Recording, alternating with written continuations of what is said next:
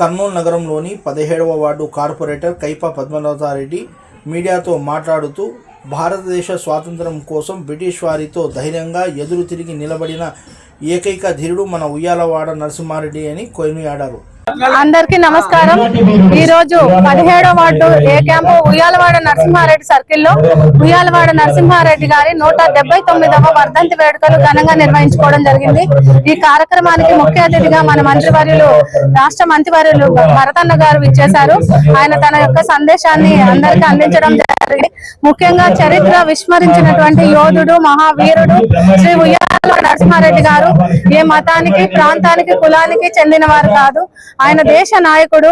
ఒకప్పుడు బ్రిటిష్ వాళ్ళ చేతుల్లో మగ్గిపోతున్న ప్రజలకి రక్షించడానికి తిరుగుబాటు జెండా ఎగరవేసి బ్రిటిష్ వారితో పోరాడిన మొదటి స్వాతంత్ర సమరయోధుడు. అటువంటి నాయకుడు మన రాయలసీమ ప్రాంతంలో, మన కర్నూలు జిల్లాలో పుట్టడం మనం ఎంతో గర్వించదగిన విషయం. ఆయనతో పాటు గౌడప్ప గారు గాని, అలాగే గులాం రసూల్ ఖాన్ గారు గాని, ఇంకా వడ్డే ఓబన్న గారు గాని, వీరందరూ కూడా ఎంతో పోరాట పటిమను చూపి బ్రిటిష్ వారిని మన దేశం నుంచి తరివేయడంలో మొదటి పాత్ర వహించారు. వారందరి తర్వాతనే గాంధీ, నెహ్రూ వీరందరూ రావడం జరిగింది. కానీ మన చరిత్రలో ఉయ్యాలవాడ నరసింహారెడ్డి గారికి తగినంత చోటు దొక్కలేదు. అట్లాంటి నాయకుడిని మేము ఉయ్యాలవాడ నరసింహారెడ్డి సేవా సమితి ద్వారా కంటిన్యూస్ గా ప్రోగ్రామ్ చేస్తూ ఈ సర్కిల్లో 2014లో చిన్న విగ్రహాన్ని పెట్టడం జరిగింది.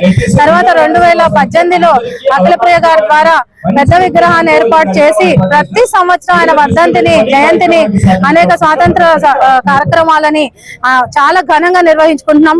కమిటీ సభ్యులందరూ కూడా ప్రతి ఒక్కరిని గుర్తించి, డాక్టర్స్ అయితే ఏంటి, టీచర్స్ అయితే ఏంటి, అవార్డులు పొందిన, పెద్ద పెద్ద జాబ్స్ పొందిన విద్యార్థులందరినీ కూడా గుర్తించి ఈరోజు చాలా ఘనంగా సత్కరించబోతున్నారు. మినిస్టర్ గారు కూడా తన అమూల్యమైన సందేశాన్ని ఇస్తూ వార్డు డెవలప్మెంట్ ని, కర్నూలు డెవలప్మెంట్ ని ఏ విధంగా చేస్తారో కూడా ఈరోజు చెప్పడం జరిగింది. ఈ వార్డు కార్పొరేటర్ గా ఇక్కడ ఈ విగ్రహం ఉండడం నేను చాలా నా పూర్వజన్మ ధన్యమైనట్టుగా భావిస్తూ మీ అందరికీ అవకాశం ఇచ్చిన మీడియా మిత్రులకు అందరికీ ధన్యవాదాలు, నమస్కారాలు.